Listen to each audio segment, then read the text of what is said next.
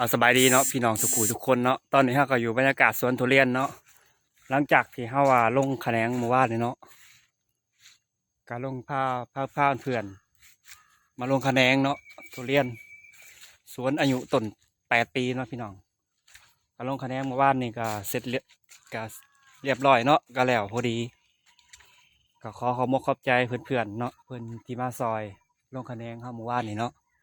ก็พาพี่น้องเขามาเบิ่งบรรยากาศเนาะหลังเขาเก็บเกี่ยวคะแนนเมื่อวานนี่ก็เริ่มเห็นดอกมาแล้วเนาะพี่น้องก็ทักทายเพียงน้องทุกคือเก่าเนาะก็ฝากส่องบ่าวต้นคนทำสวนเนาะพี่น้องเนาะกับบรรยากาศสวนทุเรียนยามเช้าเนาะก็มาพาเพียงน้องมาเบิ่งเขาลงคะแนนเมื่อวานนี่เนาะแต่ละต้นเนาะนี่คือกิ่งคะแนนที่เขาลงไปแต่ละต้นเนาะถือว่าโล่งเนาะพี่น้องเอาลงให้โล่งเลยเพื่อให้แสงแดดเข้าไปถึกกิ่งให้มันมีการส่องเคราะห์แสงเนาะแต่ละต้นก็ถือว่ามันก็สิเริ่มพัฒนากิ่งตาดอกมันอาจจะว่ามันหล่มเกินไปมันก็บ่ดีสำหรับต้นทุเรียนเนาะอยากให้มันมีแสงลงบ้างให้คือต้นหนึ่งก็สิอยู่ประมาณนี้ได้พี่น้องกองคะแนนต้นหนึ่งแต่ละต้นเนาะก็ทักทายเพียงน้องทุกคนคือเก่าเนาะบรรยากาศตอนนี้ก็อยู่สวนทุเรียนเนาะพี่น้องก็ฝากพี่ฝากน้องเป็นกำลังใจน้ำส่องบ่าวต้นคนทำสวนเนาะ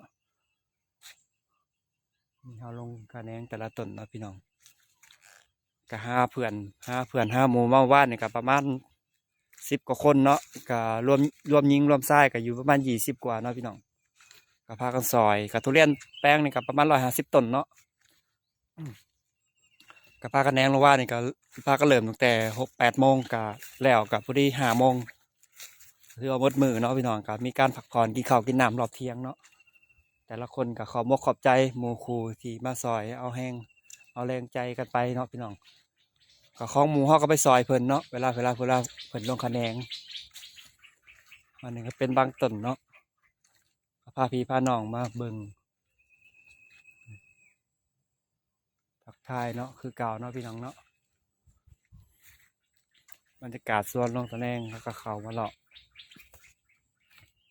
ขอมกขอบใจหลายคลิปเนี่ย